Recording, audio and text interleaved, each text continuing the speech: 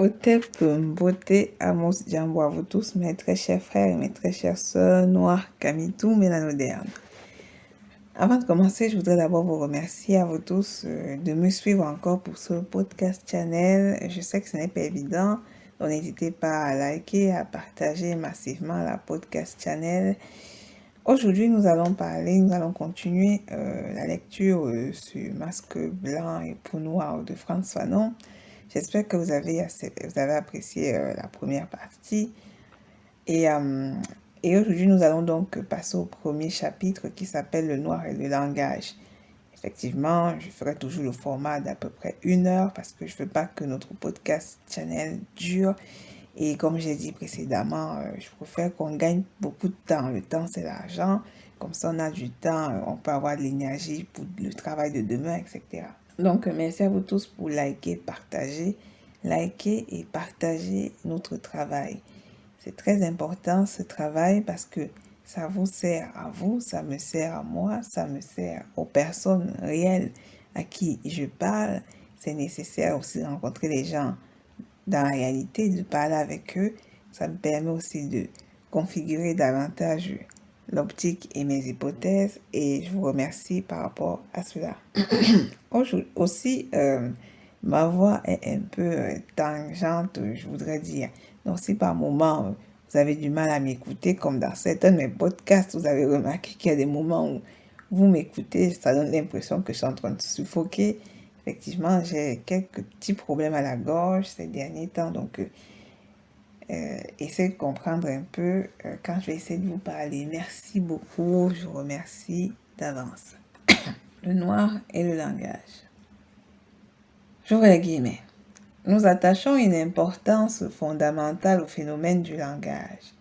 C'est pourquoi nous estimons nécessaire cette étude qui doit pouvoir nous livrer un des éléments de compréhension de la dimension pour autrui, de l'homme de couleur. Étant entendu que parler, c'est exister absolument pour l'autre, le noir a 2 dimensions, l'une avec son congénère, l'autre avec le blanc. Un noir se comporte différemment avec un blanc et avec un autre noir. Que cette scissiparité soit la conséquence directe de l'aventure colonialiste, nul doute. Qu'elle nourrisse sa veine principale au cœur des différentes théories qui ont voulu faire du noir le lent acheminement du singe à l'homme, personne ne songe à le contester. Ce sont des évidences objectives qui expriment la réalité. En effet, vous l'avez tous constaté, c'est même pas un mensonge, c'est un fait que vous observez tous dans la réalité. La manière avec laquelle le mélanoderme s'adresse à un mélanoderme ou un autre mélanoderme qui n'est pas de sa famille ou qu'il a rencontré dehors, etc. C'est comme quand il vous parle à vous. Mais quand il parle au locoderme, c'est totalement différent. C'est-à-dire, il prend une autre attitude, il change, il a une autre posture. Est-ce que cette posture est due au fait que ce soit par rapport à la colonisation, aux invasions, je dirais limite aux invasions, à l'esclavage? Il rappelle encore qu'il ne faut pas négliger le phénomène que par rapport à Darwin, parce que tout est toujours lié, mais comme je vous ai dit, c'est pas que Darwin, c'est l'ensemble des pères qui ont succédé Darwin, c'est quand même une lignée patriarcale de théoriciens négrophobiales. Donc, il a dit qu'il ne faut pas quand même négliger ce facteur, parce que l'homme, je l'ai dit, le mélanoderme, c'est quand même le chaînon manquant qui existe entre le singe bonobo, le orang-outan et l'homme dit Homo sapiens sapiens dit locoderme. Et donc, de par ce complexe, en fait, de par ce phénomène, évidemment, c'est ça qui a permis de créer, évidemment, l'ensemble des théories et qui a créé cet homme mélanoderme. D'où la bidimensionnalité du mélanoderme qui est très étrange. Ça donne l'impression que de base, c'est-à-dire le mélanoderme qui a été fascinemment créé dans l'industrie, dans les usines de Coderme, c'est-à-dire à travers l'esclavage arabo-musulman et après l'esclavage caucasienne, à la sortie de ces ensembles toxiques qui se sont prolongés par la colonisation et la néocolonisation, et la colonisation globale, a créé ce type de mélanoderme totalement schizophrène qui ne sait même plus parler normalement, mais qui commence à changer de discours lorsqu'il s'adresse à une autre personne. De toute façon, c'est pas un phénomène qui est faux, c'est quelque chose que vous observez. Même les mélanodermes qui sont nés dans les pays leucodermiques, ils ne s'adressent pas pareillement en fait. On pourrait croire à leur attitude que, en fait, étant nés dans les terres leucodermiques, naturellement, ils s'adressent au leucoderme de façon naturelle. Mais encore, ce n'est pas totalement vrai. Parce que lorsqu'ils s'adressent entre mélanodermes, ils ont un tout autre langage, ils ont une toute autre façon de se positionner, une toute autre gestuelle, et etc. Mais avec le leucoderme, ils ont une toute autre posture, cadrée, etc. Un peu comme Achille Bembe, un peu comme Claudia, un peu comme les aliénés, les complexés, etc. De toute façon, on est dans un cadre où on étudiera l'aliénation et le complexe d'infériorité du mélanoderme, qui est évidemment ce qui a formé le mélanoderme, quoi.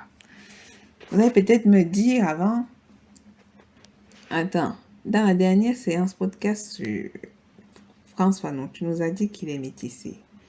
Et donc, s'il est métissé, pourquoi Métis fait une étude sur nous? C'est un métissé, mais pas un métissé issu directement du métissage d'un parent mélanoderme et leucoderme. Ça s'est fait peut-être, je ne sais pas, en 2 ou 3 générations, je ne sais pas. Et il faut savoir que dans ce cas de contexte, il a été beaucoup imprégné par la culture afro-caribéenne. Bref, vous allez me corriger, c'est difficile pour moi, c'est non compliqué. Et donc, il a été assez bien intégré dans cette culture qui est à lui, et c'est avec ça qu'il a grandi. Il a observé ses frères, il a observé ses sœurs mélanodermes, il a eu le temps de parler avec eux, de connaître leurs complexes, etc. Donc, il avait là aussi le bon pédigré, la bonne analyse, c'était un bon observateur, c'était aussi quelqu'un qui comprenait les choses. En plus, il a eu un bon maître, son maître ultime, Aimé Césaire, même si, évidemment, il a aussi eu d'autres maîtres leucodermiques dont vous connaissez tous les noms. Et effectivement, ça lui a permis aussi de mieux structurer sa pensée scientifique objectiviale. Et après, il est parti en Algérie. Sûrement là-bas en Algérie, il a aussi observé les Noirs, la condition des mélanodermes naturels, dont issus des véritables terres, sont restés sur les terres qui est devenue Algérie. Il a observé cette dichotomie, il a observé ces éléments, et puis il y a des Algériens qui ne sont pas véritablement leucodermes. Je vous ai dit que le Maghreb, c'est une terre de métis. Ce sont des métis qui, à la longue, se sont leucodermisés parce qu'effectivement, ils sont complexés. Voilà. Bon, après, ils ont fait le choix, hein, voilà.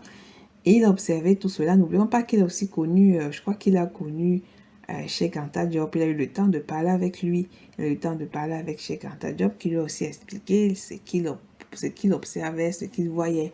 N'oublions pas qu'il est parti aux États-Unis. Il a donc également dû observer le caractère des Américains, des Afro-Américains, qui s'appelaient avant, je crois que les Black Americans, des trucs comme ça. Il a observé ces phénomènes et dans l'ensemble, bien qu'il soit mort très jeune à 36 ans, il avait déjà plus ou moins une très bonne capacité d'analyse et il pouvait donc aussi se le permettre. Étant à ce côté-là, évidemment moitié mélanoderme, il comprenait plus ou moins aussi facilement la chose et la situation.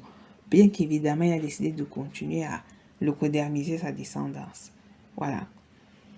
J'espère que c'est assez compréhensible. Mais voilà pourquoi moi, même si c'est une chose pareille, je vais quand même lire son travail.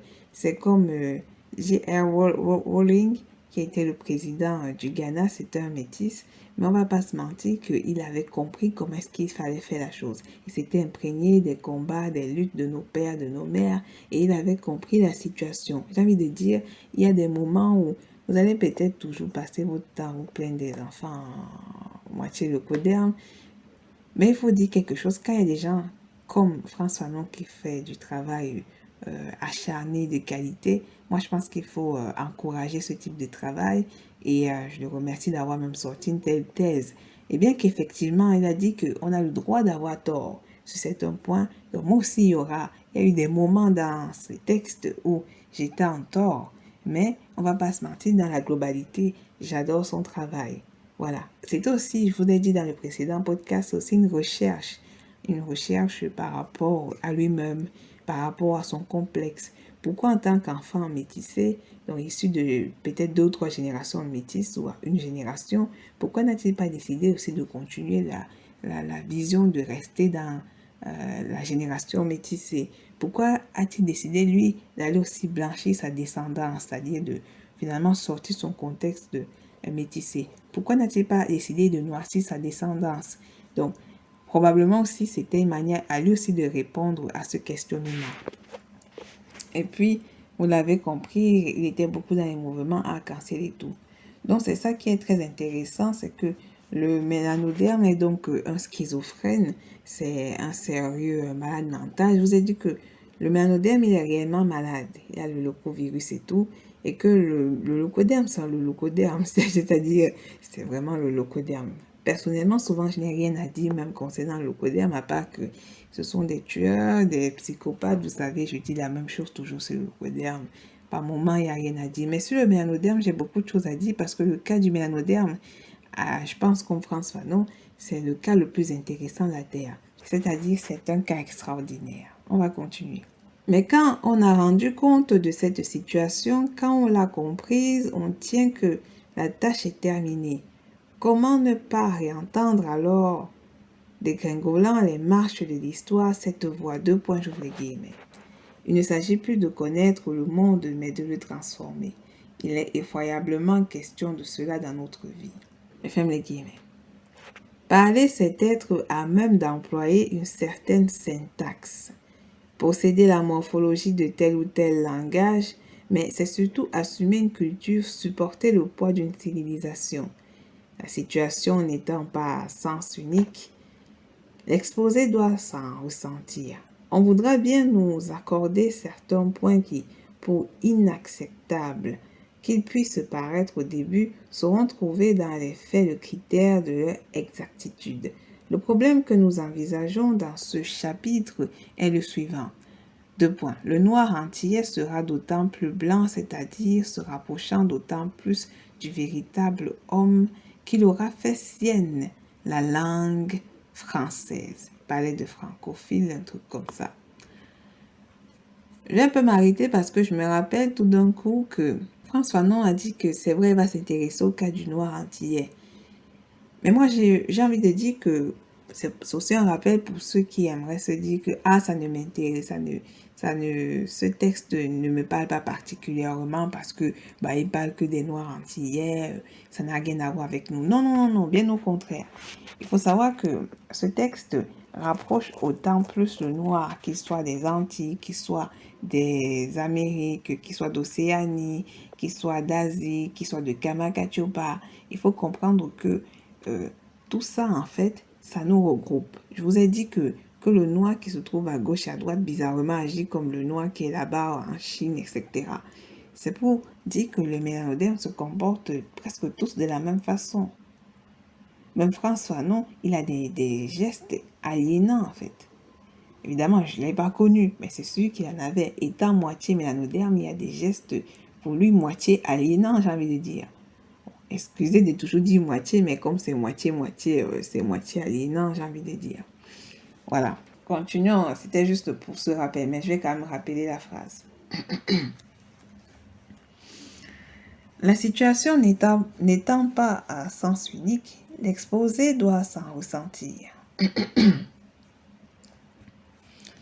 On voudra bien nous accorder certains points qui, pour inacceptables qu'ils puissent paraître au début, seront trouvés dans les faits le critère de leur exactitude. Le problème que nous envisageons dans ce chapitre est le suivant.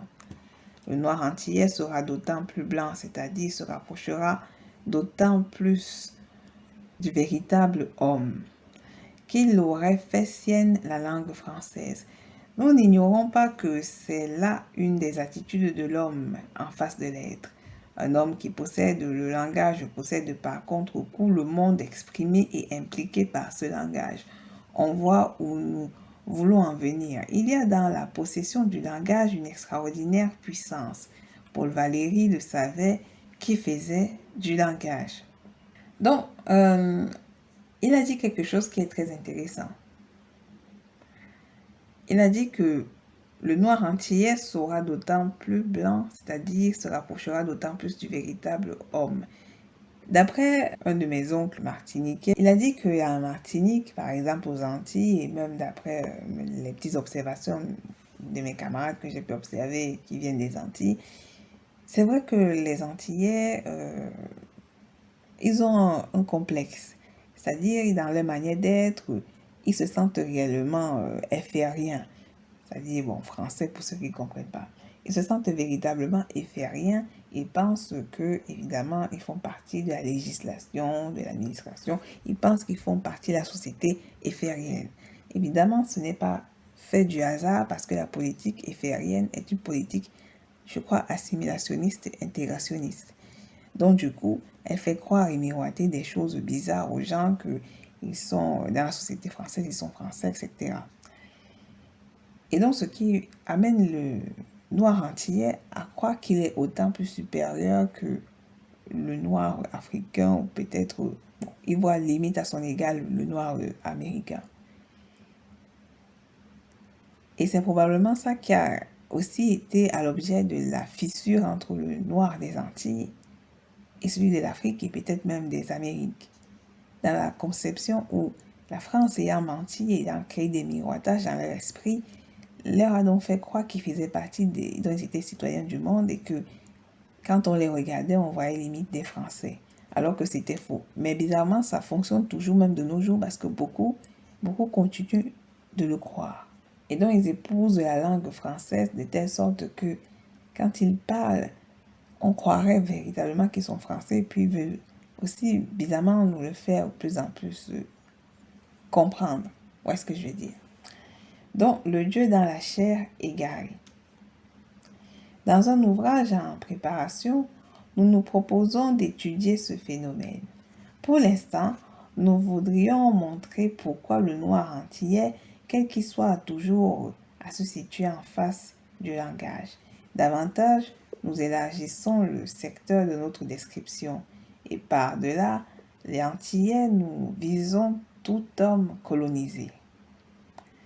Tout peuple colonisé, c'est-à-dire tout peuple au sein duquel a pris naissance un complexe d'infériorité, du fait de la mise au tombeau de l'originalité culturelle locale, se situe vis-à-vis du langage de la notion civilisatrice, c'est-à-dire de la culture métropolitaine. Le colonisé sera d'autant plus échappé de sa brousse qu'il aura fait sienne les valeurs culturelles de la métropole. Il sera d'autant plus blanc qu'il aura rejeté sa noirceur. Sa brousse, dans l'armée coloniale, et plus spécialement dans les régiments de tirailleurs sénégalais. Les officiers indigènes sont avant tout des interprètes. Ils servent à transmettre à leurs congénères les ordres du maître et ils jouissent eux aussi d'une certaine honorabilité. Il y a la ville, il y a la campagne, il y a la capitale, il y a la province. Apparemment, le problème est le même. Prenons un Lyonnais à Paris. Il vantera le calme de sa ville, la beauté enivrante des quais du Rhône, la splendeur des platanes, entend d'autres choses et tant d'autres choses que chantent les gens qui n'ont rien à faire. Si vous le rencontrez à son retour de Paris, et surtout si vous ne connaissez pas la capitale, il ne tarira pas d'éloges. Paris, ville lumière, la Seine, les guinguettes. Connaître Paris et mourir. Le processus se répète. Dans le cas du Martiniquais, d'abord dans son île, Basse-Pointe, Marigot, Gros-Morne et en face, l'imposant Fort-de-France. Ensuite, c'est là le point essentiel hors de son île. Le noir, qui connaît la métropole, est un demi-dieu. Je rapporte à ce jeu un fait qui a dû frapper mes compatriotes. Beaucoup d'Antillais, après un séjour plus ou moins long dans la métropole, reviennent se faire consacrer avec eux l'indigène. celui qui n'est jamais sorti de son trou, le Bitako, entre guillemets, Bitako là, adopte la forme la plus éloquente de l'ambivalence. Le noir qui, pendant quelque temps, a vécu en France revient radicalement transformé. Pour nous exprimer génétiquement, nous dirons que son phénotype subit une mue définitive absolue. Dès avant son départ, on sent à l'allure presque aérienne de sa démarche que des forces nouvelles se sont mises en branle. Quand il rencontre un ami ou un camarade, ce n'est plus le large geste huméral qu'il annonce discrètement. Notre, entre guillemets, futur s'incline. La voix rauque d'habitude laisse deviner un mouvement interne fait de bruissement. Car le noir sait que là-bas en France, il y a une idée de lui qui l'agrippera au Havre ou à Marseille. 2 points. Je suis martiniquais, c'est la première fois que je viens en France. Je ferme les guillemets. Il sait que ce que les poètes appellent, entre guillemets, roucoulement divin, je ferme les guillemets, entendez le créole, n'est qu'un moyen terme entre le petit nègre et le français. La bourgeoisie aux Antilles n'emploie pas le créole, sauf dans ses rapports avec les domestiques. À l'école, le jeune martiniquais apprend à mépriser le patois. On parle de créolisme. Certaines familles interdisent l'usage du créole et les mamans traitent les enfants de tibandes quand ils les emploient. Cette partie est très puissante. Personnellement, il est fort. Certes, c'était à une période clé. C'était une période clé. Vous avez compris, la Grande France, quand on parle là-bas, en effet, on est étonné, on est admiratif, patati patata. Mais bref. Donc, je ne sais pas si François Fanon était donc au courant de ce que c'était que le créole. Après, le créole, c'est pas véritablement la langue, c'est pas une langue en fait, c'est pour les locodermes. Bref. Donc, en linguistique, une langue créole en anglais, créole, en espagnol, criollo en portugais, crioulo, est une langue qui est devenue native dans une société, mais qui descend de l'origine d'un pidgin,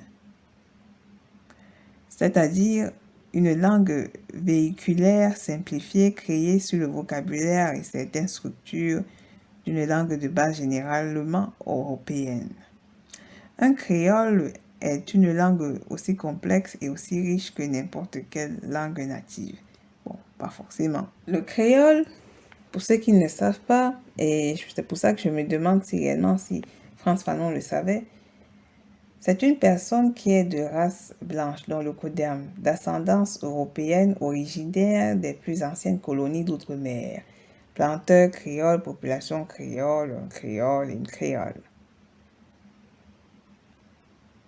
Un noir créole, c'est une personne dont c'est un mélanoderme qui est né dans les colonies et non en Afrique. Donc, par conséquent, il va directement adopter le langage qui a été fait pour les personnes blanches qui sont nées qui sont d'ascendance européenne des colonies. Bon, après, je ne sais pas si Frantz Fanon était au courant de cela, comme la vie est étrange, la vie est bizarre, bref.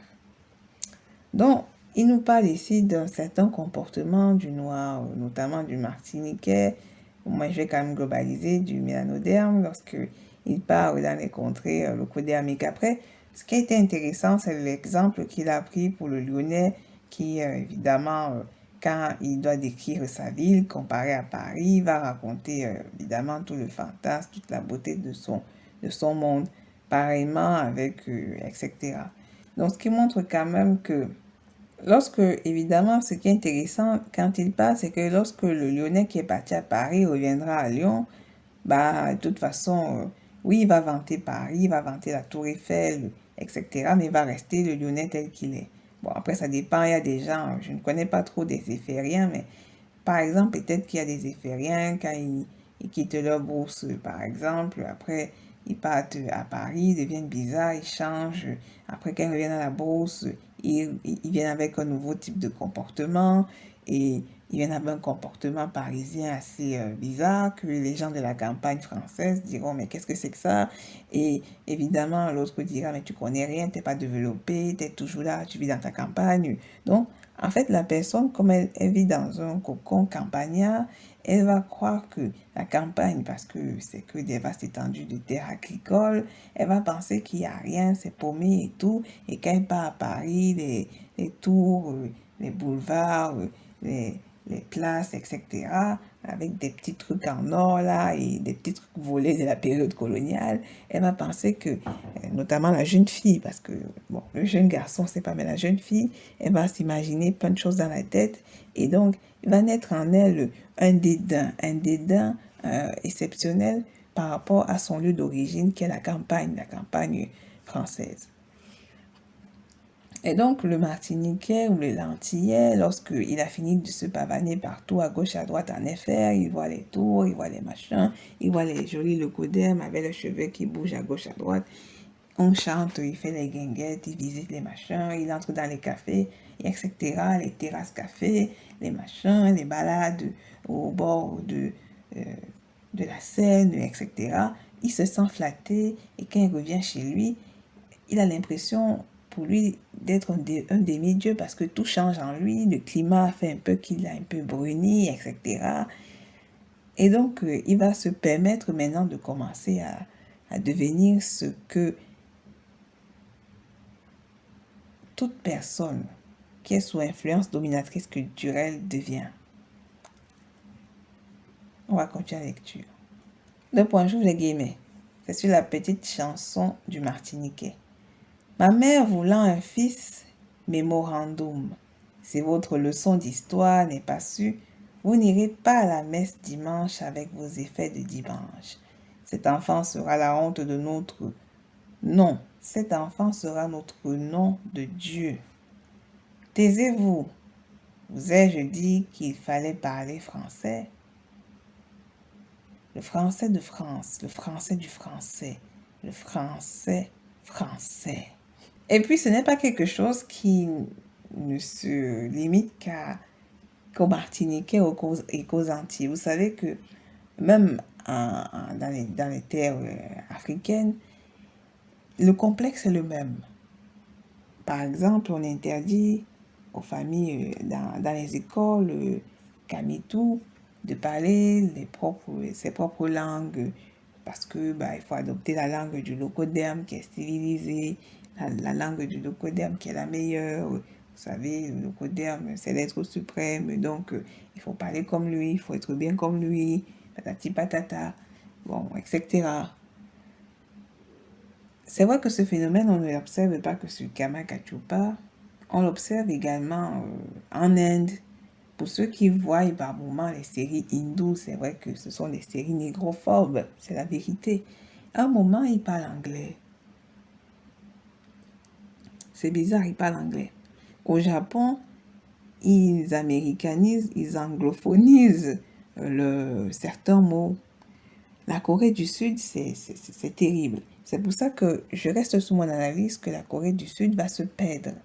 Si elle ne se rattache pas à la Corée du Nord, elle va se perdre. Et ce que je dis, ce n'est pas faux. C'est beau de faire les K-pop suicidaires parce que se suicide tout le temps. Un K-pop, il finit de faire son petit truc de K-pop et puis le lendemain, il se suicide. Je dis pas ça par hasard, je dis ça parce que j'ai eu un prof coréen qui m'a raconté les petits côtés sombres de la Sud-Corée Pop Star System. Ces personnes sont totalement sous influence américaine et sous influence de la mondialisation et ils ont adopté le système capitalisme mortifère comme la Chine a adopté le système capitaliste mortifère, le Japon, bref, de toute façon, ces terres-là, les terres asiatiques, ont le capitalisme mortifère à la gorge, évidemment sous couvert communiste bizarre. De toute façon, vous avez suivi que durant la lecture qu'on a faite sur le protocole de Toronto, ils ont eux-mêmes aussi créé un peu le communisme. Donc, ils maîtrisent ce système qui savent que eux-mêmes, ça ne sert à rien parce que eux-mêmes, ils se connaissent de façon génétique, qu'à la base, ils sont plutôt des, des, euh, des cannibalistes. Donc, ils prennent des énergies, sont énergivores, etc. Donc, c'est un peu pareil. Et donc, les sociétés telles que je viens de citer sont sous influence leucodermique. Donc, par moments, ils emploient des petits mots anglais, etc. Notamment ces pays-là. Bon, après, je sais qu'il y a des pays, genre en Asie, qui commencent bien à aimer parler un peu le Frenchie. Après, je sais pas trop. Mais chez nous, les Noirs, les Cachupiens, on sent vraiment la sauvagerie du système colonisé parce que il y a des gens qui parlent français, il y a des gens qui parlent anglais, ils parlent espagnol, ils parlent allemand. On sent bien que le système du sauvage nous a rendus pitoyables, j'ai envie de dire.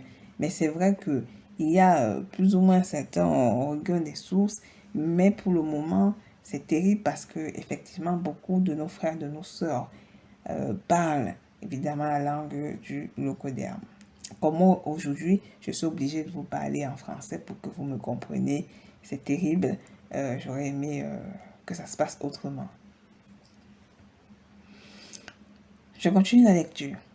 Oui, il faut que je me surveille dans mon élocution, car c'est un peu à travers elle qu'on me jugera en fait. On dira de moi avec beaucoup de mépris, il ne sait même pas parler le français. En effet, c'est parce que faut toujours que je m'arrête, parce que ce qu'il dit, c'est quand même très intéressant.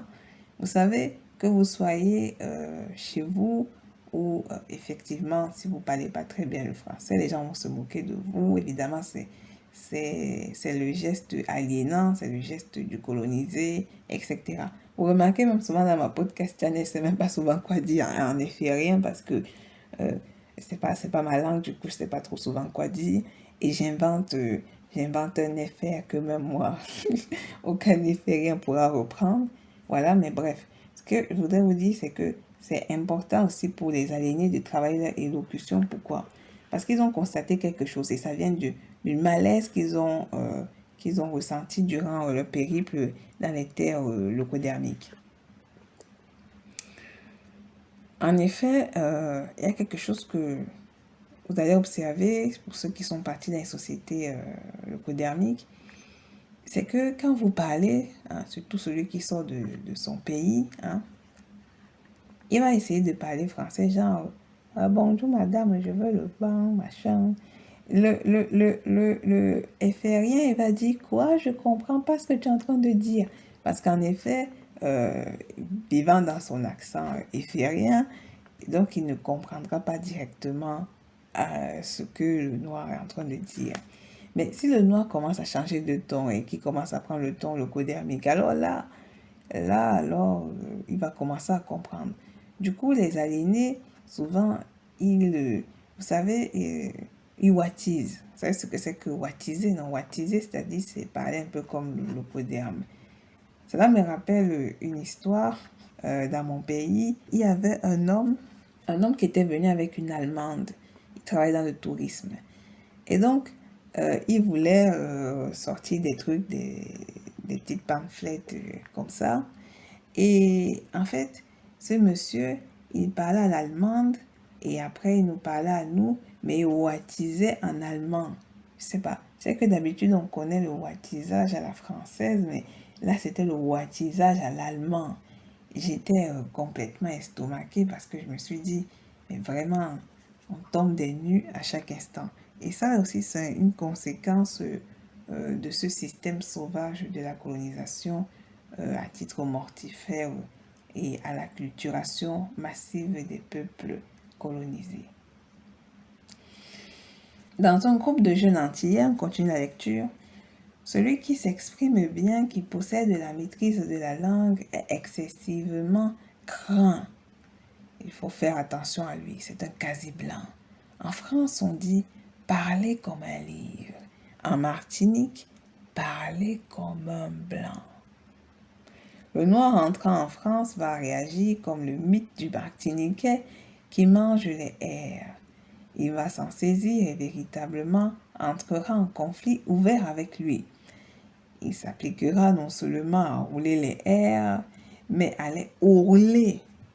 épiant les moindres réactions des autres, s'écoutant parler, se méfiant de la langue, organe malheureusement paresseux, il s'enfermera dans sa chambre et lira pendant des heures, s'acharnant à se faire diction. Dernièrement, un camarade nous racontait cette histoire. Un Martiniquais arrivant au Havre entre dans un café avec une parfaite assurance. Il lance « Garçon, un verre de bière ». Je ferme les guillemets.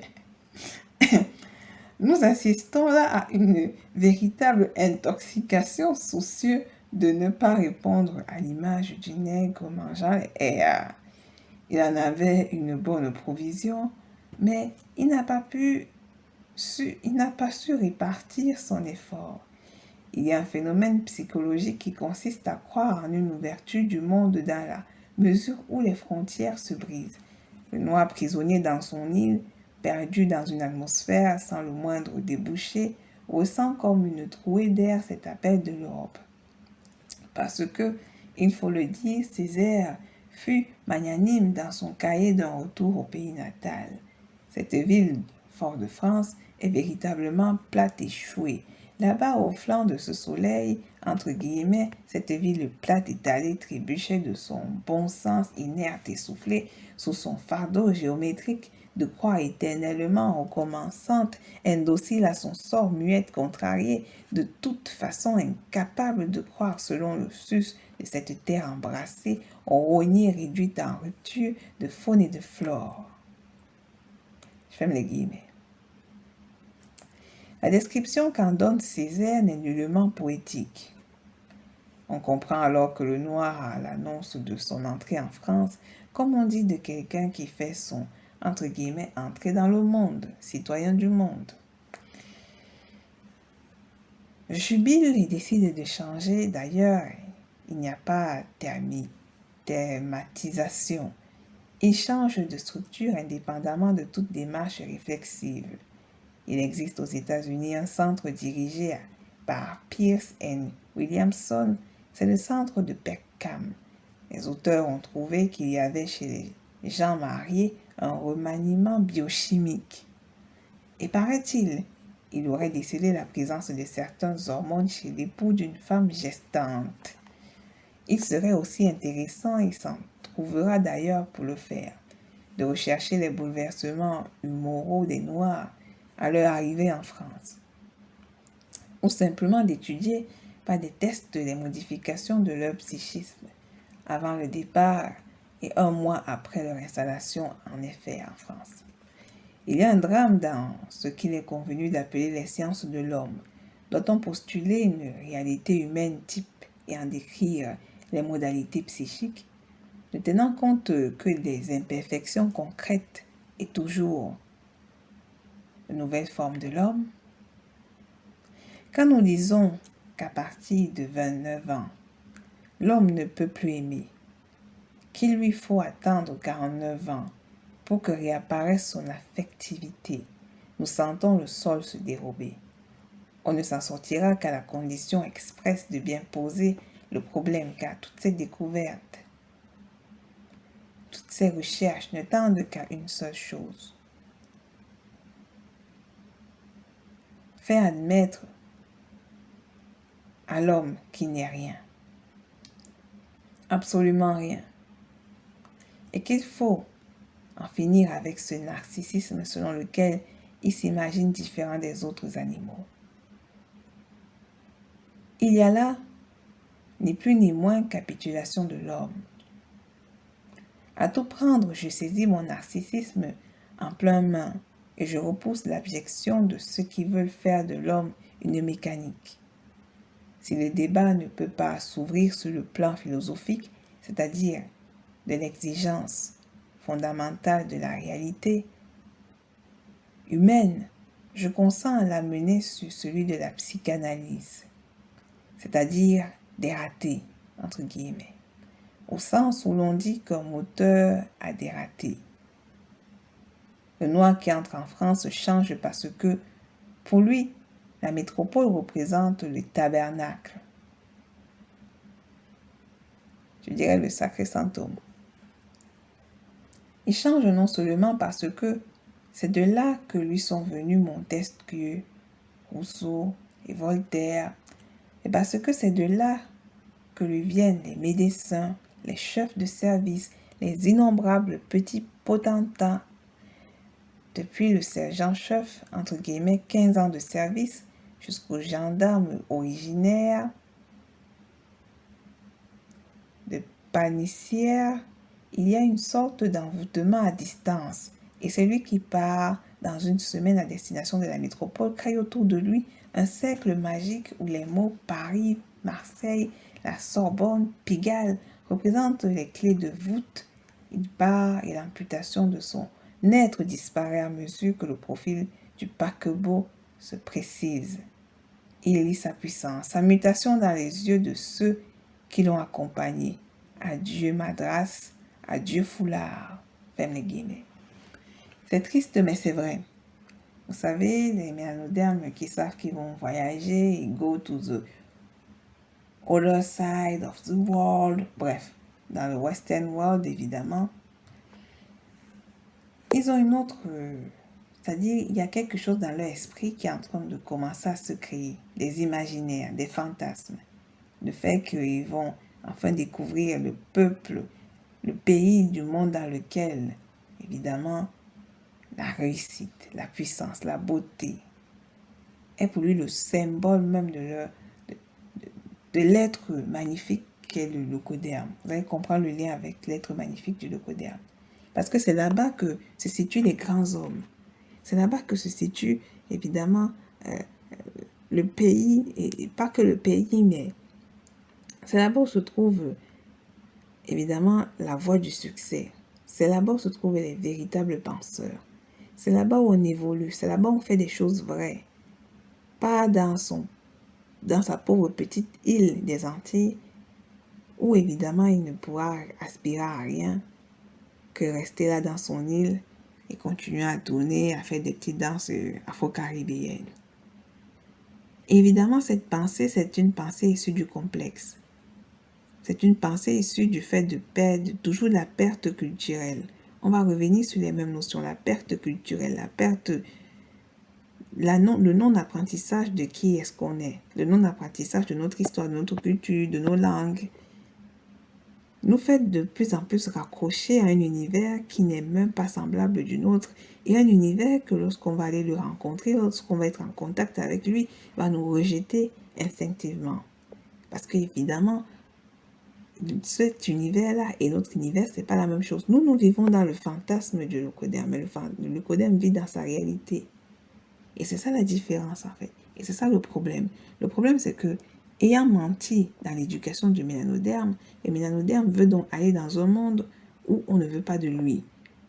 Mais évidemment, par les publicités qui sont faites, qui disent que paix pour tous, tout le monde devient faire ce qu'il veut, humanité, patati patata, humanitaire.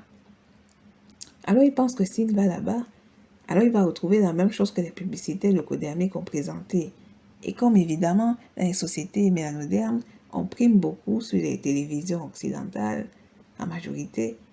Donc, le mélanoderme déjà commence à arriver à travers la télévision et à travers Internet, etc. Bon, moi, je parle du temps présent, mais lui, il était encore dans un temps, il n'y avait pas encore tout ça. Mais tout ça se relie quand même. Il y avait les livres, il y avait la radio. Et puis, il y avait les petits touristes leucodermes lorsqu'ils venaient, etc. Donc, tous ces petits éléments avaient déjà commencé à nourrir cet imaginaire. Il y avait aussi, à travers les livres, comme il a dit, les livres de Montesquieu, de tous ces négrophobes, Montesquieu, Rousseau, Voltaire, etc., Chateaubriand. Lorsqu'on voit tous ces ensembles, on voit la manière avec laquelle ils écrivaient, la manière avec laquelle ils décrivaient les événements. Par exemple, lorsqu'on lit les livres de Chateaubriand, qui sont plutôt bien écrits, et que ce soit Jules Verne, évidemment, on se dit qu'on arrive à imaginer, on arrive à vivre, c'est poétique, etc.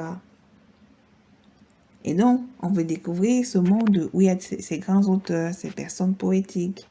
C'est comme Washington DC, lorsqu'on dit que Les États-Unis, c'est le pays de l'abolition de l'esclavage, c'est le pays où les grands esprits, les grands penseurs de l'univers se retrouvent. Évidemment, on voudrait y aller parce que on se dit que c'est vraiment là-bas où l'humanité a pris son essor. Lorsqu'on raconte les histoires, par exemple, sur la Rome antique, quand on raconte les histoires sur la Grèce, sur Athènes, l'avènement des sociétés, de la démocratie, ces mots-là, en fait, quand vous écoutez tout ça, vous avez envie d'y aller, d'aller en Grèce, à Rome, vous avez envie d'aller en Italie. Alors qu'en Italie, on vous fouette, on vous humilie, on vous insulte, on vous jette du haut des ponts, les gens rient de vous, nègres, et tout ça. Mais malgré tout, les gens continuent à arriver de ce type de choses. Le Portugal, pareil. En Chine, on vous raconte l'histoire de la muraille de Chine. On vous raconte l'histoire de Chiang Kai-shek, Mao Tse-tung. Au Japon, on vous parle des portes Shinto, et etc. On vous parle des grandes maisons des samouraïs et d'autres familles, les shoguns, etc. Pareil avec la Corée du Sud. On vous raconte toute l'histoire de Séoul, le Vietnam. Vous avez envie d'y aller, en fait. On vous raconte l'histoire en Inde de Rapachkava, Gautama, machin, Nirvana, truc. Vous avez envie d'y aller, en fait. Alors que dans ces pays, s'exerce une négrophobie structurelle, une négrophobie d'État, une négrophobie ADN. Mais ça, on ne vous dit pas. Vous avez envie d'aller voir le Taj Mahal et toutes ces conneries. Vous voulez aller au Moyen-Orient, toucher la pierre noire, ou je ne sais pas comment ça s'appelle, le truc islamique là. Vous partez dépenser 5000 euros, je ne sais pas où, chez les trucs des musulmans. Vous voulez voir les mosquées, vous voulez voir la tour Taj Mahal, je ne sais plus quoi, là-bas à Dubaï. Parce qu'on vous raconte ces imaginaires. Sans savoir qu'on va vous traiter de prostituée, on va vous jeter dans les bordels, etc. Ça, on ne vous le dit pas, en fait. Vous voulez partir bizarrement dans des terres où on ne veut pas vous voir, en fait. C'est ça qui est triste. En Océanie, même les Océaniens, les propres natifs d'Océanie ne peuvent même pas facilement se balader. On dit que les places sont interdites aux Soudanais, etc. Et bizarrement, malgré tout, parce qu'on dit qu'il y a la tour de Sydney, il y a l'aéroport de Sydney, il y a l'opéra de Sydney, etc. Alors les gens ont envie d'y aller, en fait. Ils veulent découvrir. Ils veulent découvrir le coin où il y avait Robinson Crusoe. Ils veulent découvrir ces choses, en fait. Et donc, ils vont y aller, ils vont tout faire pour y aller. Évidemment, lorsqu'ils vont y arriver, on se rend compte que c'est pas exactement ça. Et donc, il va se faire un choix, en fait. D'où l'attitude du psychanalyste. Il va observer que, bon, l'aliéné, quel est son choix? Qu'est-ce qu'il va faire? Il voit bien qu'il n'est pas accepté là-bas. Qu'est-ce qu'il va donc faire? Bon, il y a un cas. Soit il accepte la réalité, donc il va se battre pour sauver son peuple, etc., comme dans les films héroïques. Soit il va fermer les yeux, en fait. Il va continuer, il va rester aliéné, etc., comme ce qu'on voit à Achille Mbembe, tout ça. Je suis désolée de revenir avec ces noms-là, mais c'est ça, en fait. Achille Mbembe sait bien que c'est un peuple de criminels, mais il a décidé de continuer d'être avec eux encore. C'est un métisseur. Donc j'ai envie de dire, les gens, ils sont pas très clairs dans leur tête. Mais évidemment, c'est le contexte de l'aliénation. Et après, ça s'explique. Je suis d'accord vraiment avec François, non. Continuons la lecture. Maintenant que nous l'avons conduit au port, laissons-le voguer. Nous le retrouverons. Pour l'instant, allons à la rencontre de l'un d'entre eux qui revient. Le, entre guillemets, débarqué. Dès son premier contact, s'affirme, il ne répond qu'en français et souvent ne comprend plus le créole. À ce propos, le folklore nous fournit une illustration. Après quelques mots passés en France, un paysan retourne près des siens. Apercevant un instrument aratoire, il interroge son père, vieux campagnard, à qui on ne la fait pas. Entre guillemets, comment s'appelle cet engin? Pour toute réponse, son père le lui lâche sur les pieds et l'amnésie disparaît, singulièrement thérapeutique. Voici donc un débarqué. Il n'entend plus le patois, parle de l'opéra, qui n'a peut-être aperçu que de loin, mais surtout adopte une attitude critique à l'égard de ses compatriotes. En présence du moindre événement, il se comporte en original. Il est celui qui sait. Il se révèle par son langage. À la savane, où se réunissent les jeunes gens de Fort-de-France, le spectacle est significatif. La parole est tout de suite donnée au débarcadé. Dès la sortie du lycée et des écoles, ils se réunissent sur la savane. Il paraît qu'il y a une poésie de cette savane. Imaginez une personne de 200 mètres de long, sur 40 de large, limitée latéralement par des tamariniers vermoulus, au haut par l'immense monument aux morts, la patrie reconnaissante à ses enfants, en bas, par le central hôtel, un espace torturé de pavés inégaux, des cailloux qui roulent sous les pieds et enfermés dans tout cela. Montant et descendant 300 ou 400 jeunes gens qui s'accostent, ce premier nom ne se prennent jamais, se quittent. Ça va? Ça va et toi? Ça va? Et l'on va comme ça pendant 50 ans. Oui, cette ville est lamentablement échouée. Cette vie aussi. Il se retrouve et parle. Et si le débarqué obtient rapidement la parole, c'est qu'on l'entend. D'abord dans la forme. La moindre faute est saisie, dépouillée. Et en moins de 48 heures, tout Fort-de-France la connaît. On ne pardonne pas à celui qui affiche une supériorité, de faillir au devoir. Qui disent par exemple, entre guillemets, il ne m'a pas été donné de voir en France des gendarmes à chevaux. Je ferme les guillemets. Et le voilà perdu. Il ne lui reste qu'une alternative, se débarrasser de son parisianisme ou mourir au pilori. Car on n'oublierait point, marier sa femme saura qu'elle épouse une histoire. Et ses enfants auront une anecdote à affronter et à vaincre. D'où provient cette altération de la personnalité? D'où provient ce nouveau mode d'être? Tout idiome est une façon de penser, disait Lamourette et Pichon. Et le fait pour le noir récemment débarqué d'adopter un langage différent de celui de la collectivité qu'il a vu naître manifeste un décalage, un clivage. Le professeur Westerman, dans The African Today, écrit qu'il existe un sentiment d'infériorité des Noirs, qu'éprouvent surtout les évolués et qui s'efforcent sans cesse de dominer.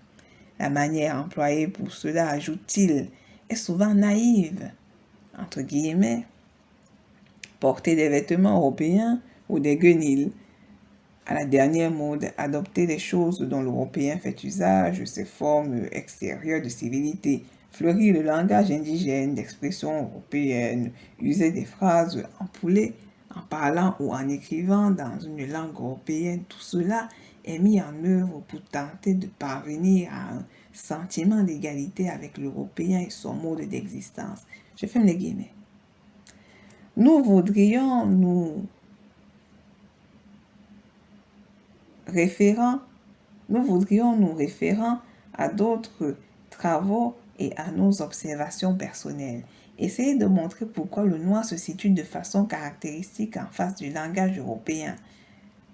Nous rappelons encore une fois que les conclusions auxquelles nous aboutirons valent pour les Antilles françaises. Nous n'ignorons pas toutefois que ces mêmes comportements se retrouvent au sein de toute race ayant été colonisée. Je m'arrête un peu là parce que, certes, je suis d'accord avec lui, c'est un comportement qu'on observe sur toutes les races colonisées, mais je dirais que l'appui particulier du peuple mélanoderne est tel que c'est vraiment quelque chose de très enfoui. Je vous ai dit, il est vrai que quand on observe les autres peuples asiatiques et tout ce que j'ai dit, vous observez qu'il y a eu un contact avec l'autre peuple. Et puis de toute façon, j'ai envie de dire, ça ils le savent très bien. Puisque eux-mêmes, les autres peuples, que ce soit d'Inde, etc., ont été des peuples de barbares qui ont ici aussi violenté d'autres et qui, évidemment, ont procédé de la même façon pour, évidemment, avoir le territoire. Donc ça, ils connaissent. Ils connaissent bien l'influence de ce que ça peut faire lorsqu'on on emploie ce type de méthode, puisque eux aussi l'ont utilisé. Donc, le cas spécifique du noir est tel que vous voyez bien que pour s'en débarrasser, c'est compliqué. Parce qu'on ne va pas se mentir, en Inde, ils parlent quand même la langue hindoue. En Chine, on ne va pas se mentir, ils parlent le mandarin. Au Japon, ils parlent le nihon, quoi. Et en Corée, ils parlent le coréen. Il n'y a que nous qui, pour beaucoup, ne savons même plus parler notre propre langue. J'ai envie de dire que le cas spécifique du mélanoderme qui s'est fait en plusieurs époques sur le long terme et depuis les invasions, ce n'est pas vraiment le même cas. C'est juste pour que, bon, certes, Frantz Fanon est mort, mais c'est aussi pour appuyer ce phénomène-là et aussi pour lui rappeler ce fait qu'il a dit que c'est aussi possible de contester son travail. Donc, par rapport à cela, je conteste un peu parce que, oui, les peuples colonisés, etc., ont eu des conséquences, mais le cas spécifique du mélanoderme est encore bien plus terrible. On va continuer, s'arrêter bientôt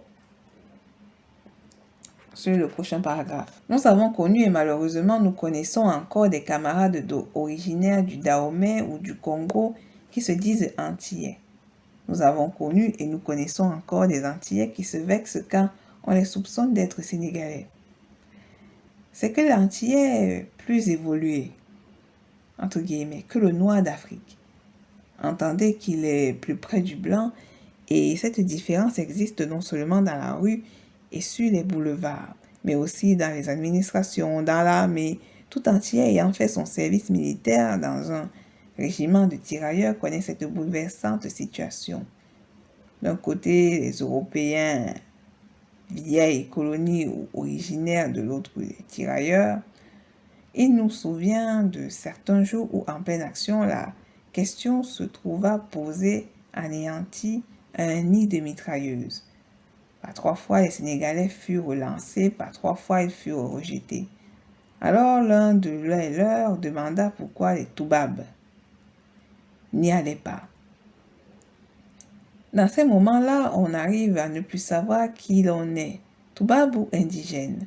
Cependant, pour beaucoup d'Antillais, cette situation n'est pas ressentie comme bouleversante, mais au contraire comme tout à fait normale. Il ne manquerait plus que ça, nous assimiler à des nègres. Les originaires méprisent les tirailleurs et les Antillais et l'Antillais règnent sur toute cette dégraille en maître incontesté. À l'extrême, d'ailleurs, je rapporte un fait qui est pour le moins comique. Dernièrement, je m'entretenais avec un Martiniquais qui m'a appris courroucé que certains Guadeloupéens se faisaient passer pour nôtres. Mais, ajoutait-il, on s'aperçoit rapidement de l'erreur. Ils sont plus sauvages que nous. Entendez encore, 2 points, ils sont plus éloignés du blanc. On dit que le noir aime les palabres. Et quand, pour ma part, je prononce entre guillemets palabres, je vois un groupe d'enfants jubilant en lançant vers le monde des appels inexpressifs, des rocités, des enfants en plein jeu, dans la mesure où le jeu peut être conçu comme initiation à la vie. Le noir aime les palabres et le chemin n'est pas long qui conduit à cette nouvelle proposition. Le noir n'est qu'un enfant. Les psychanalystes ici ont beau jeu et le terme d'oralité est vite lâché. Mais nous devons aller plus loin. Le problème du langage est trop capital pour espérer le poser intégralement ici. Les remarquables études de Piaget nous ont appris à distinguer des stades dans son apparition, et celles de Galb et de Goldstein nous ont montré que la fonction du langage se distribue en paliers, en degrés. Ici, c'est l'homme noir en face de la langue française qui nous intéresse. Nous voulons comprendre pourquoi l'Antillais aime bien parler le français. Jean-Paul Sartre, dans son introduction à l'anthologie de la poésie nègre et malgache, nous dit que le poète noir se retournera contre la langue française. Mais cela est faux quant au poète antillais. Nous sommes en cela d'ailleurs de l'avis de M. Michel Lewis, qui il y a peu de temps pouvait écrire à propos du créole, j'ouvre les guillemets. Actuellement encore, langue populaire que tous connaissent plus ou moins, mais que les seuls illettrés parlent à l'exclusion du français. Le créole paraît d'or et déjà promis à passer tôt ou tard au rang de survivance quant à l'instruction, s'il en soit ses progrès entravés par le nombre partout trop restreint des établissements scolaires, la pénurie en matière de lecture publique et le niveau souvent trop bas de la vie matérielle. Ce sera diffusé assez généralement dans les couches déshéritées de la population. Et, ajoute l'auteur, entre guillemets, pour les poètes dont je parle ici, il ne s'agit nullement de se faire antillais. Sur le plan du pittoresque et de Félibridge, en usant d'un langage d'emprunt, et qui plus est dénué de rayonnement extérieur, quelles que puissent être ses qualités intrinsèques, mais d'affirmer face à des blancs imbus des pires préjugés raciaux et dont l'orgueil de plus en plus clairement s'avère injustifié, l'intégrité de leur personne. S'il existe un Gilbert Gratian pour écrire en patois, il faut avouer que la chose est rare. Ajoutons d'ailleurs que la valeur poétique de ces créations est fort douteuse. Au contraire, il y a de véritables ouvrages traduits en Wolof ou du Peul. Nous suivons avec beaucoup d'intérêt les études du linguistique de Cheikh Anta Diop. Aux Antilles, rien de pareil. La langue officielle parlée est le français. Les instituteurs surveillent étroitement les enfants pour que le créole ne soit pas utilisé. Nous passons sous silence les raisons invoquées, dont apparemment le problème pourrait être la langue française. Mais c'est faux, car les Bretons ne s'estiment pas inférieurs aux Français. Les Bretons n'ont pas été civilisés par le blanc. Refusant de multiplier les éléments, nous risquons de ne pas délimiter le foyer. Or, il est important de dire aux Noirs que l'attitude de rupture n'a jamais sauvé personne. Et s'il est vrai que je dois me libérer de celui qui m'étouffe, parce que véritablement je ne puis pas respirer, il demeure entendu que, sur la base physiologique, difficulté mécanique de respiration, il devient malsain de greffer un élément psychologique, impossibilité d'expansion.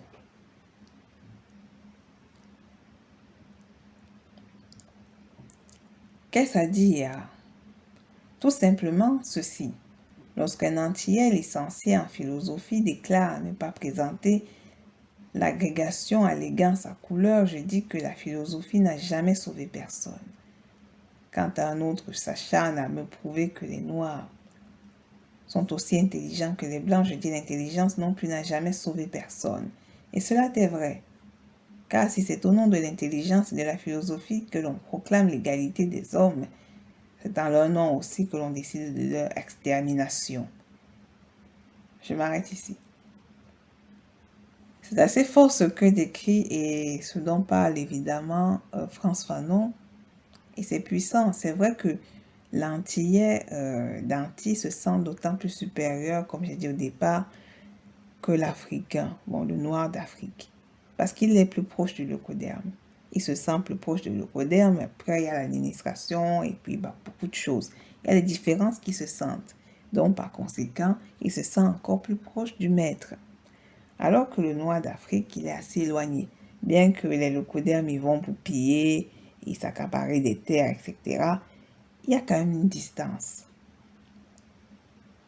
Et c'est ça qui inquiète Frantz Fanon, dans la mesure où l'Antillais accepte bizarrement l'identité. Une identité qui a été façonnée et créée pour que le myanodème des Antilles soit un outil, un puppet du leucodermia système.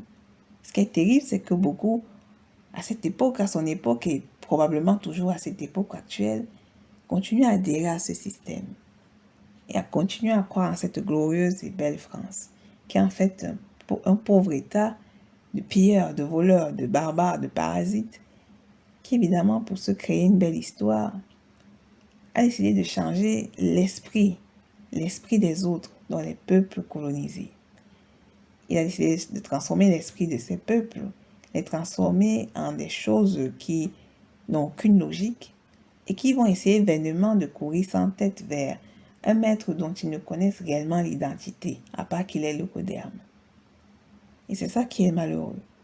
Et les Antillais se tuent à vouloir bien parler une langue qui évidemment n'est même pas faite pour elle et chaque fois elle insulte et les déshonore.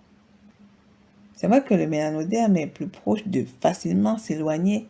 Le mélanoderme d'Afrique, il est plus proche de facilement avoir une rupture avec la langue leucodermique, c'est vrai. C'est vrai que du jour au lendemain, si on décide dans les écoles africaines d'apprendre le swahili, les tones, d'apprendre le kikongo, etc., c'est fini. Il est clair que c'est fini. Plus aucun mélanoderme ne parlera ne serait-ce qu'une langue caucasienne. Et même chinoise, même japonaise. Par commodité, etc. Lorsque les Asiatiques viendront chez nous, ils parleront nos langues. Et lorsque, évidemment, on part chez eux, ça sera comme ça sera réciproque.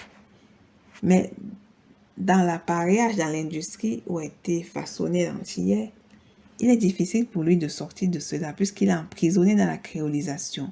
Il est emprisonné dans la vision du créole, parler créole, machin créole, créole, qui n'est qu'en fait un produit leucodermique. Et c'est ça qui est malheureux. Et ils sont fiers de dire qu'ils sont créoles, machin créole, parce que c'est tout ce qu'on les a vendus. On leur a dit que si vous ne faites pas ça, vous n'êtes pas ça. Et si vous n'êtes pas ça, alors ça ne vaut pas la peine. Vous êtes nul, vous êtes un truc inutile, vous ne servez à rien. Et c'est comme ça que cette société culpabilise les gens, notamment la société mélanodermique, qui est culpabilisée. Elle est culpabilisée, agenouée, limite à plat ventre devant la leucodermie. Vous n'avez pas constaté que le type arabe est plus propice à vraiment se rebeller que le type mélanoderme parce qu'on l'a vraiment créé pour qu'il soit un peu plus soumis en fait, c'est-à-dire limite mis à terre. Ouattara, c'est un exemple. C'est un exemple de quelqu'un qui est limite à plat ventre. Je dirais même qu'il est déjà dans son cercueil. Devant le leucoderme, il est sur son cercueil en fait. Et donc ça fait mal. Et d'un point de vue d'un psychanalyste, certes métissé de génération, mais lorsqu'il voit ça, lorsqu'il voit son propre frère comme ça fait mal. Mais évidemment, d'un point de vue objectif du médecin noir, il voit que c'est un cri d'alarme. C'est un cri d'alarme. Il a travaillé avec Cheikh Anta Diop. Cheikh Anta Diop, avec ses travaux de linguistique, a prouvé que le Wolof, c'est une langue noble. C'est une langue, évidemment, qui était plus ou moins peut-être parlée dans les périodes kémètes. Donc, elle remonte à très très loin. Ce qui prouve encore l'antériorité du peuple mélanoderme et qui prouve que le noir d'Afrique a intérêt à retourner à parler sa propre langue. Il a intérêt à parler la langue de ses ancêtres. Mais l'antillais qui est calé et piégé dans le créole, s'il étudie son histoire et qu'il la remonte à très loin, parce que c'est une sorte de mélange extrêmement bizarre, cette langue, c'est un peu du pidgin. Alors, s'il remonte très loin, il essaiera plus ou moins d'apprendre une ou deux langues kamites. Limite, il peut se commencer au swahili, c'est pas une si mauvaise chose. La vie n'est pas faite par les vainqueurs. Je vous ai dit, c'est celui qui mythomanise, qui connaît comment mythomaniser, qui gagne l'approbation des autres. Évidemment, il y a ce adage qui dit que il n'y a que le vainqueur qui écrit son histoire, mais je ne suis pas du tout d'accord. Il y a aussi ce adage qui dit que la nature a horreur du vide, mais je ne suis pas d'accord. La nature n'a pas horreur du vide. Puisqu'il y a des planètes où il n'y a rien. Il n'y aura jamais rien. Ce n'est pas qu'elle a horreur du vide, elle est bien comme elle est. Maintenant, il y a des gens qui croient qu'elle a horreur du vide, alors que c'est faux. Et je vais vous dire un truc. Ça peut être pas en rapport avec ce qu'il a dit et ce que je viens de lire. Mais, croyez-moi qu'à force de ce que font les peuples colonisateurs, croyez-moi que la nature va les rejeter. Et vous allez me dire à cet instant si la nature avait réellement horreur du vide. Puisque la nature peut effectivement se débarrasser de plusieurs choses. La nature s'est débarrassée de plusieurs espèces par elle-même dans le passé. Et même dans le présent, elle s'en débarrasse. Et elle connaît très bien quel type d'espèce elle doit s'en défaire. Donc, ça veut dire que rien n'est fait de façon anecdotique. Le noir antillais a beaucoup de complexes comme le noir d'Afrique. Évidemment, il y a ce rappel de toujours s'identifier à sa culture. Le cas du noir peut être sauvé et dont l'amnésie peut être éradiquée en lui inculquant pour certains un traitement sauvage et à d'autres un traitement doux. Évidemment, il a parlé, avant qu'on ne s'arrête, d'un élément assez fort. Je vais arrêter la séance en répétant cette phrase. C'est très intéressant. Quand un autre s'acharne à me prouver que les Noirs sont aussi intelligents que les Blancs, je dis, l'intelligence non plus n'a jamais sauvé personne. Et ça, c'est vrai. L'intelligence n'a jamais sauvé personne. Je vais toujours revenir sur le sommet France-Afrique et tous ces intellectuels mélanodermes. Depuis qu'ils sont intellectuels, on ne va pas se mentir, depuis qu'ils sont intellectuels là, en quoi l'intellectualisme nous a sauvés, nous, les peuples de Kama-Kachopa, des Antilles, des parties noires américaines, les noirs qui sont un peu dissimulés partout, les noirs d'Océanie. Ça nous a sauvés où en fait, ces intellectuels? Ça nous a menés où? Où est-ce qu'ils nous ont guidés? À part nous faire chuter matin, midi, soir. Parce que même ils correspondent au profil de l'aliénation suprême. Donc, effectivement, l'intelligence n'a jamais sauvé personne. Que ce soit le locoderme ou le mélanoderme, ça n'a sauvé personne. Le locoderme n'est pas très intelligent, sinon, limite, on ne serait jamais dans une situation si pourrie, en fait. Donc, ça signifie bel et bien que l'intelligence ne sauve personne. Après, il continue en disant, et cela est vrai. Car, si c'est au nom de l'intelligence et de la philosophie que l'on proclame l'égalité des hommes, c'est en leur nom aussi qu'on décide leur extermination. Merci de m'avoir écouté. Bonne soirée à tous. Bibala.